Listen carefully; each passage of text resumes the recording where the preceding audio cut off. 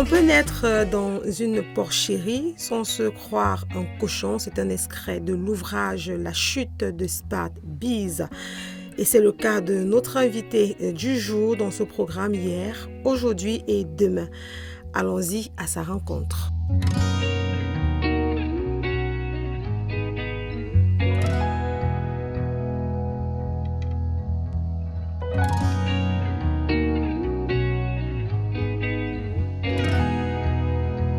Bonjour. Bonjour. On vient chez vous aujourd'hui et on voudrait quand même savoir qui vous êtes. Ok, merci. Moi, c'est Badoué Jean Mermoz. Ça, c'est mon nom. Nous étions 4. Présentement, nous sommes 3. 2 filles, un garçon que moi, je suis le dernier. Ok, j'allais demander quelle est la position, quelle est la place que vous occupez dans cette famille-là. Nous sommes 3 présentement. Je suis le seul garçon et le dernier, en fait. Ah d'accord, l'enfant chéri de Benjamin. De ma maman, quoi. Jusqu'à papa, nous sommes 14. Waouh, ok. Foyer polygamique? Ouais. Ah d'accord. Combien de femmes? 3 femmes. Ok, quand même. Ouais. Donc les 14 sont l'ensemble des enfants de papa, issus des 3 autres femmes. De 4 femmes, puisque papa a eu à faire son dernier marché avec une copine. Vous voulez dire une copine? Une concubine. Une concubine. Ok, d'accord. Mais on voudrait aller à la rencontre de M. Badoué Jean Mermoz. Oui. Alors, quel a été votre parcours scolaire? Mon parcours scolaire n'a pas été long, puisque nous étions des enfants qui n'étaient pas vraiment encadrés. J'ai fini les études en 6e. Ouais. Oui, mais quand même la possibilité d'être allé à l'école, parce qu'il y en a qui ne sont même pas allés à l'école, ne fût-ce que pour le cadre de la maternelle et peut-être de primaire. Donc vous avez quand même pu aller à l'école. Ouais. Est-ce que ça a été un frein pour vous lancer dans votre vie professionnelle? Pas un frein totalement, parce que même avec ce niveau-là, j'ai pu arriver au niveau où je suis. Oui. Beaucoup disent que M. Badou a beaucoup fréquenté. Mais Beaucoup le disent, hein. Ils ne savent pas mon niveau. Ils vont le découvrir grâce à ceci. Oui, oui. Beaucoup disent que non, tu as fait une bonne école. Tu as fait une bonne école. J'ai ri dans mon cœur. Et parfois on dit que non, il faut fréquenter, il faut faire ci, il faut faire ça. Ça m'amuse. Mais à quel moment est-ce que vous entrez dans la vie professionnelle? Je suppose 6e, c'était à quel âge déjà? 6e, c'était à l'âge de 15 ans. Ok, à 15 ans. Ça veut dire que puisque l'école s'arrête, Ouais. à 15 ans et en classe de 6e, comment est-ce que vous faites pour rentrer dans la vie professionnelle? Par quoi est-ce que vous commencez? Ok. Déjà que pendant que je fréquentais, puisque on n'avait pas de moyens pour aller dans les grandes écoles, on fréquentait l'école publique. J'ai fréquenté l'école publique de Comme Bonamois. la plupart d'entre nous. Oui, l'école publique de Bonamois. Et vous savez que les écoles publiques fréquentent en mi-temps. Oui. Il y a la semaine où on fréquente Le matin, la jusqu'à semaine où on midi. fréquente à midi. Alors, la semaine où on fréquente à 13h, le matin, ici au marché Bono-Honda pour vendre d'abord le glacé. Ok. Je vends d'abord le glacé. À 13h, 12h, je ne m'avais pas mon sang, je n'ai pas à l'école. Voilà.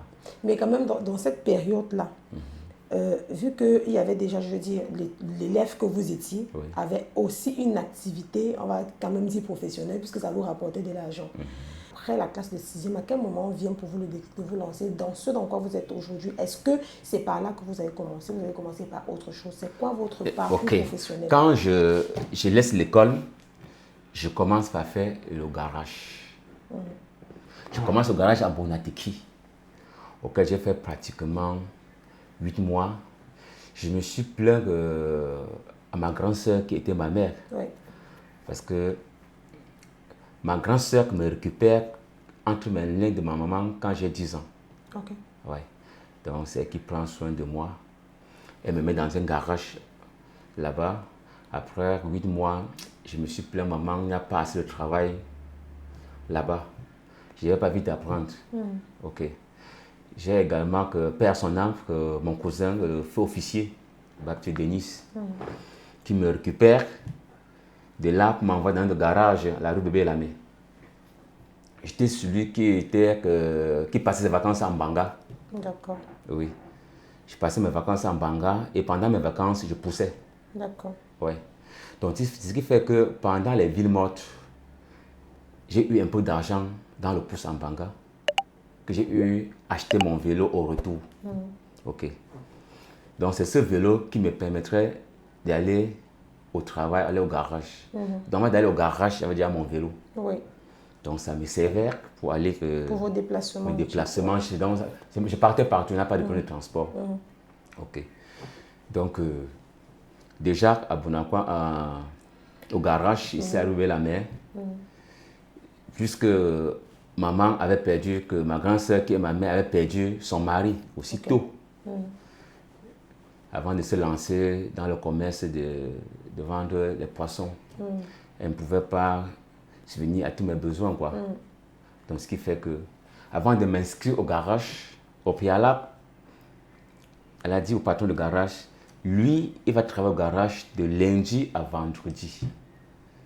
Parce que le samedi et dimanche, il va aller laver les voitures. Pour avoir de quoi manger en semaine. Oui. Voilà. Donc, voilà que cette période. J'allais au garage de lundi à vendredi. Samedi et dimanche, je peux laver les voitures. Pendant combien de temps? Ça a duré combien de temps? Ça a duré plus d'1 an. J'ai décidé de laisser le garage totalement. D'accord. Pour vous lancer dans quoi? Pour me lancer dans la laverie, pour laver les voitures. Ok, vous avez abandonné le garage pour vous consacrer finalement à la laverie. À la laverie. J'ai abandonné carrément le garage. Je me suis concentré à la laverie. Je suis devenu laveur.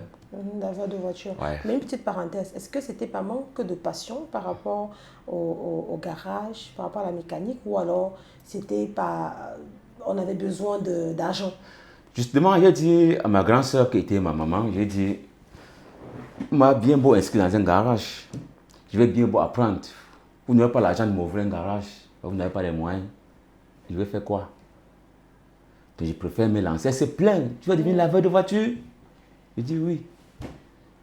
Elle se plaint, elle dit que maman, il garde tout ton argent pour payer le garage. Laisse.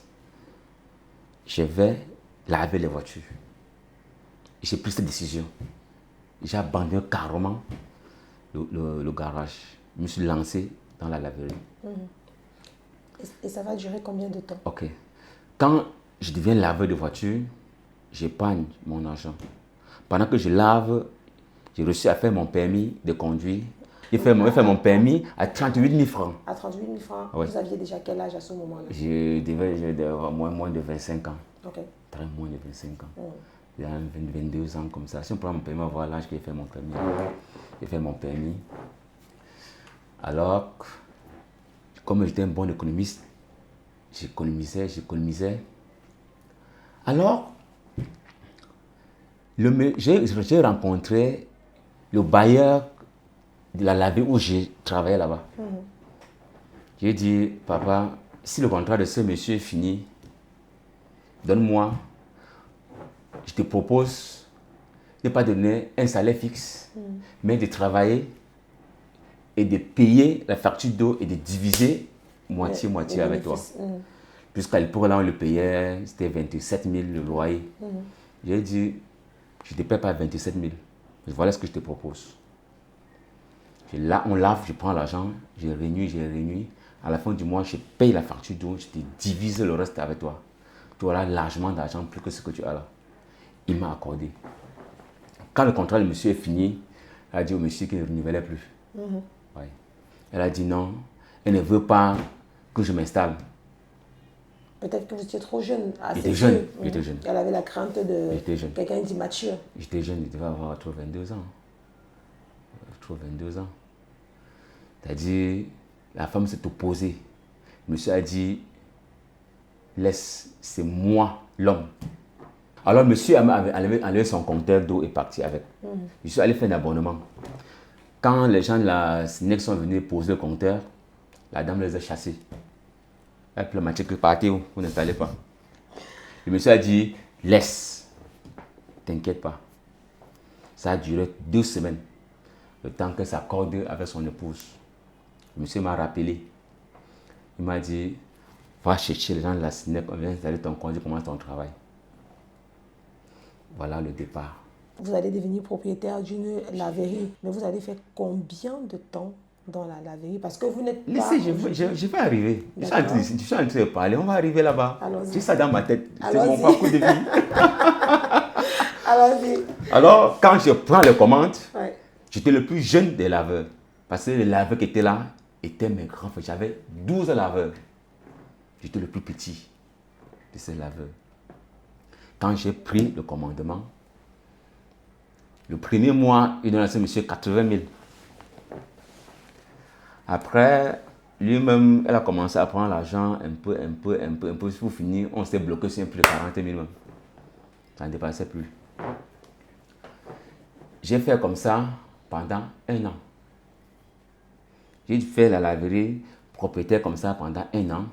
J'ai acheté premier bain skin, les dames là. Oui. Pas ce qui est là maintenant, les dames là. Les bains skin d'avant. Voilà, 500 000.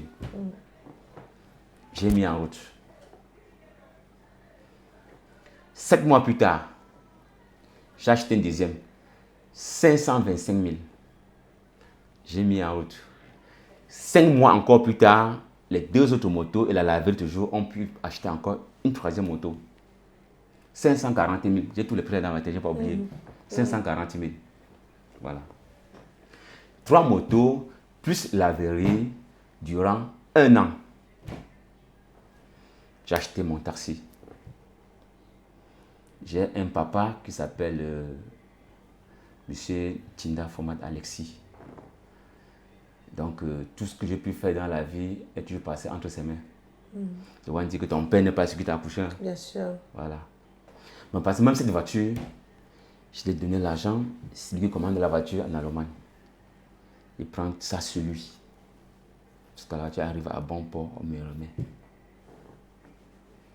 Alors, quand le taxi arrive, j'abandonne la laverie. Je deviens taximan. Au fur des années, j'ai eu acheté d'autres taxis. J'avais déjà 4 taxis. Comme le fer n'est pas l'ami de quelqu'un, il ne faut pas te dire. Ça m'a rendu encore à 0. Comment ça? Oui, comme je dis, le fer. Je ne vais pas te conseiller d'acheter le fer taxi. C'est n'importe quoi. Mais qu'est-ce qui s'est passé? Le taxi, c'est que le taxi, s'il n'a pas fait l'accident, il n'est pas en panne, il est en fourrière, la police. Voilà ses problèmes. J'ai vendu jusqu'à, ça restait la dernière, la 76N. Parce que je tiens encore tous les numéros de taxi là. C'est celle que vous conduisiez vous-même? Ouais, la dernière, puisque la première que j'avais achetée, je l'avais vendue aussi. La dernière qui est restée la 76N. La dernière là, c'est mon petit même qui a cogné, mon petit frère. Quand elle a cogné ça, ça m'a découragé une fois. Je suis allé chez un ami à Koto là-bas, là, j'ai mis ça dans sa barrière, j'ai abandonné ça là-bas. Quand j'abandonne, je rentre voir mon père Tinda, je dis papa, bon, il n'y a plus rien. Les voitures là sont finies. Parce que même ce taxi là, il m'a aidé à acheter ça. Ouais. Je dis, je n'ai plus rien à faire. Je n'ai plus rien à faire. Je dis comment? Il dit que on a connu encore la voiture là. Il me dit bon, j'ai un champ sur la route de Tico là-bas. Tu vas aller travailler là-bas. Après le pays à Tico là. Il avait un grand champ là-bas. Il m'a pris dans la voiture, il m'a amené là-bas. Il m'a dit ok, cherche les gens, on abat la forêt et puis on va planter les palmiers. C'est comme ça que j'arrive là-bas. Il m'a acheté une moto, hein. Il n'a plus rien. Tout le matin, il me démarre la moto. Je m'en vais à Tico là-bas. Je prends les gars, on débroussaille moi-même. J'ai fait comme ça pendant 1 an. Tout ce temps-là, pendant 1 an là, il y a mon beau-frère, donc Fé Paulin. Oui. C'est le mari de la nièce, de ma nièce quoi. Okay. Justement, lui-même est à la casse. Il était ici. Donc tout le temps, quand je quittais Tico, je passais par ici. Okay. Tu vois, je passais par ici, je le rendais visite. Un peu, il a commencé à m'amener sur la rue. Okay. Un peu, il m'amène sur la rue. Pour finir même, on a fait un partenariat qui n'a pas marché. Puisque quand j'ai pris goût, il s'est dit que non, laisse-moi ton Tico là, viens, on reste ici. Viens aussi ici, on se bat ici. C'est comme ça que je vais rencontrer que mon père Tinda. Je dis, papa, je vais me débrouiller à la rue de la Casse. Il dit, n'est-ce pas? Je dis, oui. Ok. Les champs avaient quand même déjà pris? Ça avait déjà pris. Ça avait déjà pris. J'avais déjà mis les palmiers. Les palmiers avaient déjà pris. Okay. Ah oui. On a pris quelqu'un d'autre qu'on a mis là-bas. On a commencé ici là sans abri. Hein. On venait sur la rue. On tacle sur la rue. On a fait comme ça pendant un bon bout de temps. Il y a un papa on fonctionnait ensemble parce que c'est notre aîné de loin. Oui. À l'époque là, en face de moi là, il y a une boutique là-bas. C'est un monsieur qui était là-bas, faisait les remèdes. Et comme le papa avec qui nous on collaborait, il jouait le tiercé avec ce monsieur-là. Okay. Ils faisaient le tiercé ensemble. Au cours de leur conversation, il dit, ah, monsieur, on me donne même 300 000, je quitte moi ici, rentre-moi au village. C'est là que le papa nous rapporte l'information. Quand il nous rapporte l'information, il dit que mec, on donne l'argent, il part, on fait la boutique avec. C'est comme ça qu'on allait discuter avec lui. On a validé 250 000. On lui a donné 250 000. Il a libéré. C'était quoi, pour le loyer ou bien c'était l'achat de l'espace? L'espace. Achat de l'espace. Achat de l'espace libre. Okay. Ouais. Plus qu'au départ, on a fait le contrat au nom de mon beau-frère. On m'a ouvert un compte commun, lui et moi, puisque le papa a plutôt apporté les idées, mais l'argent, c'est moi et mon beau-frère qui avait disposé. De l'argent. On a créé un compte commun pour tourner la boutique. Mais comme on a déjà ouvert la boutique, et puis ça a déjà démarré, bon, on interpelle mon beau-frère, asseyons-nous pour que chacun voit son pourcentage. Mon beau-frère fait n'importe comment. On prend rendez-vous qu'en soirée, on se retrouve pour s'asseoir, en soirée, il disparaît. On l'appelle, dit que faites, vous me rendez compte. Comment ça? Il dit, faites, vous me rendez compte. J'étais dépassé avec le papa. Et puisque c'est lui qui est connu sur la rue, tout ce qui vient acheter, même ce qui vient prendre à crédit, c'est à lui qu'on se refait. Et j'ai décidé, j'ai dit, bon, j'ai décidé, je l'abandonne avec. Puisque comme c'était deux studios, on occupait juste en ce moment juste un côté. J'ai dit, ok, le côté qui a démarré, n'est-ce pas, prends. Laisse-nous, l'autre côté, nous on va se battre avec zéro. Bon, j'ai décidé de l'abandonner, je l'abandonne avec. Et à l'époque où je suis situé maintenant, c'était un garage. Et comme on va dire, peut-être c'est comme la vie est tracée. Parce que ce garage, c'est mon ancien patron qui était à la rue Bébé Lamé. D'accord. Qui avait ce garage. Le deuxième patron de garage. Le deuxième patron du garage, exact. Alors, avant d'en trouver l'espace là, on est d'abord venu vers lui demander l'espace, il a refusé. Quand mon beau-frère me déçoit, je reviens encore vers lui. Je l'explique terre à terre, voilà.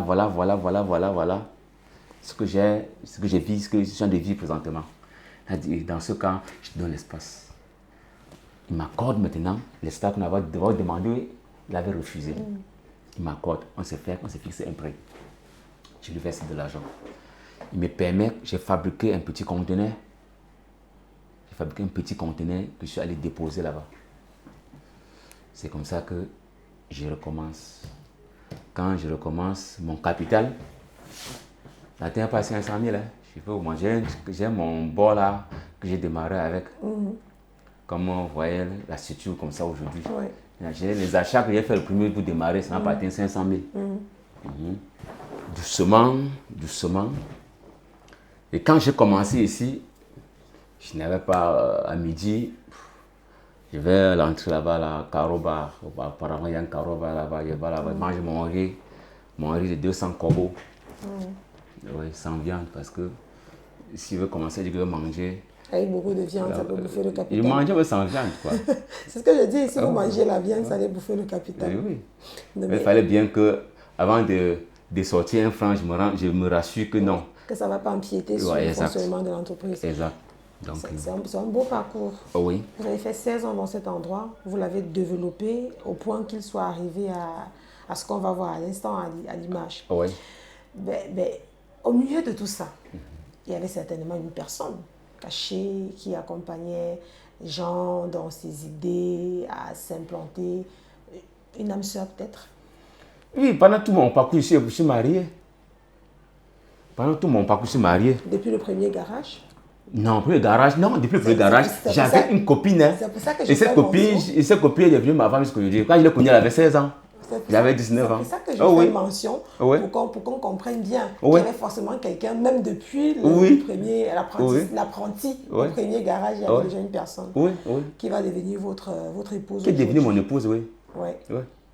Alors, quelle est la place qu'elle occupe dans votre vie, dans vos affaires, dans votre devenir? C'est que elle est une maman. Parce qu'elle est très grande à la tête. Ce que vous dites, c'est une maman. Ouais. D'accord. Combien d'enfants? Jusque après elle, j'ai épousé une autre femme, j'ai 2 femmes. Ah, d'accord. Vous êtes polygame aussi, comme votre papa? Oui. D'accord. Combien d'enfants au total? À votre compteur, bien sûr, pas au sien. Je veux dire 8, je veux dire 9. Pourquoi? Il y a une incertitude quelque part? Plus que j'épouse la deuxième femme avec un enfant qui est devenu mon enfant. Oui, bien sûr, ça fait partie de vos enfants. Donc c'est quoi, je veux dire 8, 9. D'accord. Voilà. Mais écoutez, si on revient un peu à vos débuts, est-ce que vos parents, ça dit papa et maman, je suppose qu'ils vivent encore? Non. Peut-être pas. Non. Mais est-ce que quand vous regardiez vos parents, alors quand vos parents vous regardaient, le regard qu'ils posaient sur vous, vous aviez l'impression qu'ils croyaient en vous? Vous avez l'impression qu'ils espéraient que vous seriez des années plus tard l'homme que vous êtes aujourd'hui? Bon, déjà que ma maman, je vais parler de ma mère. D'accord. Parce que ma mère, j'ai coûté trop cher à ma mère. Ouais. C'est pour ça qu'elle avait une assurance de moi. Ma maman coûtait trop cher. Est-ce que dans le regard de maman, vous sentiez qu'elle croyait en vous? Oui. Oui. Ma mère dit que mon enfant là, fallait pas blaguer. Oui. C'est pour ma mère. Malheureusement, elle est décédée très tôt quand je n'avais pas encore l'argent. Pour vraiment prendre soin d'elle. La maladie, ça arrivé et puis... c'est la vie, on est et puis on part aussi. Mais du coup, la seconde maman qui est votre grande sœur, elle est toujours en vie? Elle a envie, oui, elle a envie. Et quelle est la place qu'elle occupe aujourd'hui? Je suppose que vous la chouchoutez. Quand tu parles comme ça, là, ça peut me faire même pleurer. Hein. Dans quoi est-ce que vous faites? Bon, moi, vous voyez, vu que j'ai fait de la vente du matériel électrique. Ouais. Les luminaires. Les luminaires, tout ce qui concerne la maison en électricité. Ok.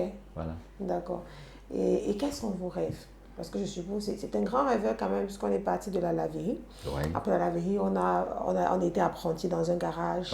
Après, dans un autre garage. Après, on est devenu propriétaire d'une laverie. Avant de se retrouver PDG de cette structure. Ouais, c'est ça. Alors, quels sont les rêves d'avenir? Ou alors, on est accompli, on se dit on peut se coucher sur son fauteuil, se balancer, tout est ok. Ou alors, il y a d'autres rêves. On ne peut pas se coucher. On ne peut pas se coucher. Je continue à bosser très dur.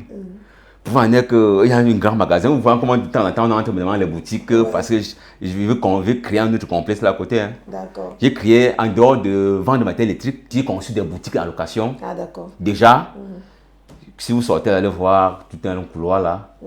Oui, ce sont mes œuvres. Vous avez acheté un espace et vous y avez... Je n'ai pas acheté, j'ai fait louer, j'ai loué. D'accord. Ouais, j'ai loué déjà, j'ai loué un espace où j'ai fait des boutiques. Ils ont baptisé ça couloir jaune. D'accord. Ils ont baptisé couloir jaune, qui contiennent une vingtaine de boutiques. Présentement, comme je continue à bosser dur, il vient de prendre encore une récite. Près de 500 mètres carrés.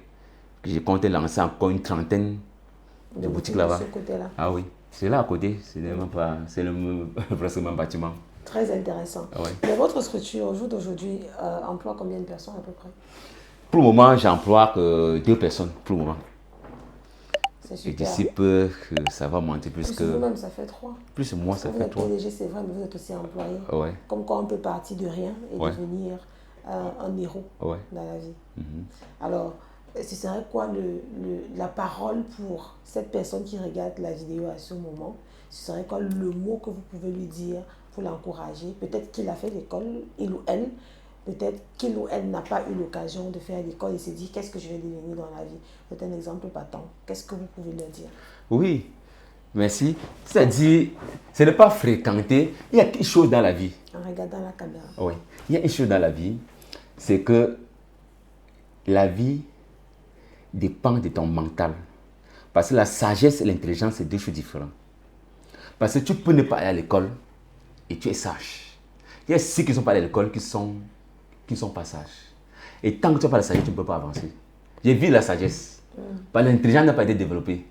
Parce qu'il n'y a pas eu l'encadrement au départ. Donc ce qui fait que c'est ma sagesse qui me fait pousser. Parce que mon cerveau tourne millions à l'heure. Même toi qui as ton bac tous ces 50 là. Quand tu viens là, on va beaucoup te challenger pour que tu me... Parce que ça ne serait pas facile. C'est-à-dire, pour quelqu'un qui n'est pas allé dans les grandes écoles, jusqu'à il rêve occuper de grands postes, c'est mieux de te mettre à ton compte personnel que d'aller travailler pour quelqu'un. On se développe vite, bien quand on se met à son compte personnel. Parce que étant à son compte personnel, quand tu es sage, et ça dépend de ce que tu as commencé dessus. Parce qu'un enfant sage qui commence par un petit commerce, grandit et être dans un grand commerce pour qu'un enfant qui est sage. Parce que moi, j'ai grandi à avoir trop des amis. Et les dépenses inutiles là, je n'étais pas trop dedans. Donc, pour un enfant qui est sage, que tu sais que je n'ai pas fréquenté jusqu'à ce que je peux occuper tes postes plus tard, un jour, je peux gagner beaucoup d'argent, c'est mieux d'aller dans ton petit commerce. Dans ton petit commerce, et au fur et à mesure, puisque au fur et à mesure, tu grandis, tu comprends. Parce que quelqu'un que l'argent tombe comme ça là, tu ne peux pas le maîtriser. On ne maîtrise pas l'argent qui tombe.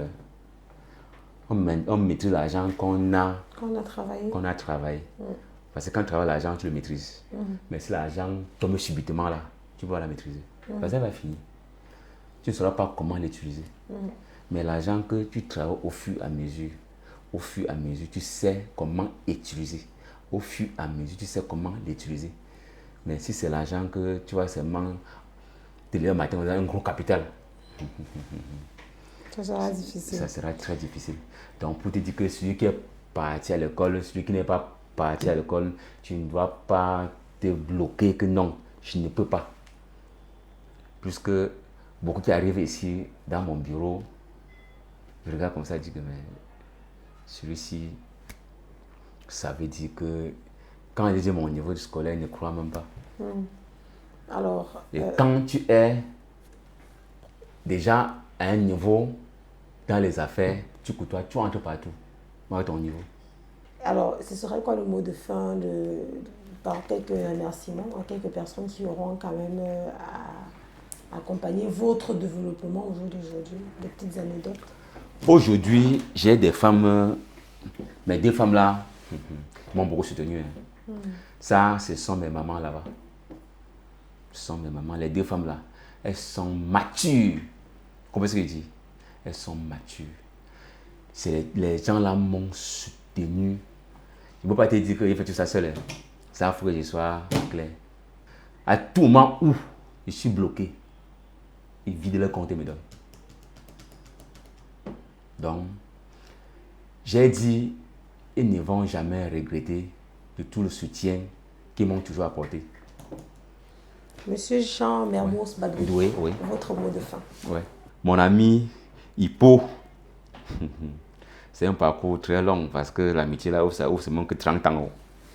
Comme tu vois là. Depuis qu'on s'est connus chez Monsieur Kofel au garage, on est restés soudés. Hein. On se soutient. C'est un grand homme. Hippo, c'est un grand homme. C'est un homme au grand cœur. Et tu vous dis que tous ceux qui sont autour de lui là, vous ne connaissez pas qui est ce monsieur. Merci de nous avoir accordé un peu de votre temps pour partager votre expérience de vie avec nous. Comme la plupart d'entre nous, Jean Mermoz Badoué n'est pas né avec une cuillère en or dans la bouche, mais grâce à son désir de réussir, sa témérité, sa résilience et son dynamisme, il a pu se faire une place de choix. Comme quoi, on peut naître sur une étable, mais devenir un roi.